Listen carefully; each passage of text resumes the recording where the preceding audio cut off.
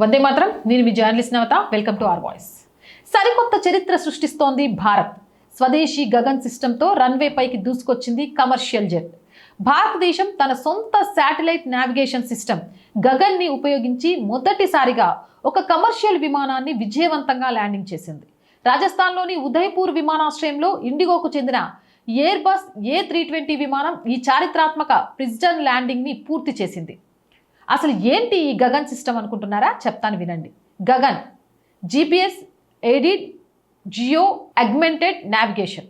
దీనిని భారత అంతరిక్ష పరిశోధన సంస్థ మరియు ఎయిర్పోర్ట్ అథారిటీ ఆఫ్ ఇండియా సంయుక్తంగా అభివృద్ధి చేశారు. ఇది సాధారణంగా GPS యొక్క ఖచ్చితత్వాన్ని మరింత పెంచి విమానాలు అత్యంత సురక్షితంగా ఖచ్చితమైన మార్గంలో ల్యాండ్ అవ్వడానికి సహాయపడతాయి. ఈ సరికొత్త టెక్నాలజీ వల్ల విమానాశ్రయాలలో ఖరీదైన గ్రౌండ్ బేస్డ్ నావిగేషన్ ఇన్ఫ్రాస్ట్రక్చర్ అవసరం చాలా వరకు తగ్గుతుంది. దీనివల్ల విమాన ప్రయాణాలు మరింత సురక్షితంగా, చౌకగా మరియు సమర్థవంతంగా మారతాయి. ముఖ్యంగా చిన్న చిన్న నగరాల్లో, ఎయిర్పోర్టులకు మరియు ప్రతికూల వాతావరణ పరిస్థితుల్లో ఉన్నప్పుడు కూడా విమానాలను సులువుగా ల్యాండ్ చేయడానికి ఇది ఎంతో ఉపయోగపడుతుంది. ఈ విజయంతో గ్లోబల్ లెవెల్లో ఇండియా యొక్క విశ్వసనీయత మరో స్థాయికి చేరింది.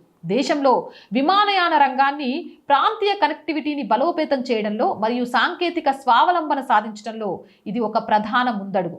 ఇస్రో శాస్త్రవేత్తల ప్రతిభకు, భారత విమానయాన రంగానికి నిజంగా హ్యాట్స్ ఆఫ్. జై హింద్, జై భారత్. అలాగే మోర్ వీడియోస్ కోసం our group of channels, our voice, our political, our Sanskriti 3 ఛానల్స్ని వెంటనే సబ్స్క్రైబ్ చేయండి. కంటెంట్ బాగుంది అనిపిస్తే లైక్ చేయండి, షేర్ చేయండి. అండ్ ఆర్థికంగా 1st తారీఖు వచ్చింది.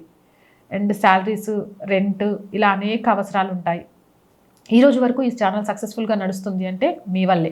ఇక ముందు నడవాలన్నా మీరే ఈ ఛానల్ని ఆర్థికంగా ఆదుకోవాలి. మేము బ్రేక్ ఈవెన్కి చేరుకునేదాకా ఆర్థికంగా ఆదుకుంటారు అని ఆశిస్తున్నాం. ఆర్థికంగా ఆదుకోవడం కోసం స్క్రీన్ మీద గూగుల్ పే, ఫోన్పేతో పాటు అకౌంట్ డీటెయిల్స్ ఇస్తున్నాము. మీకు తోచిన సహాయాన్ని అందించండి.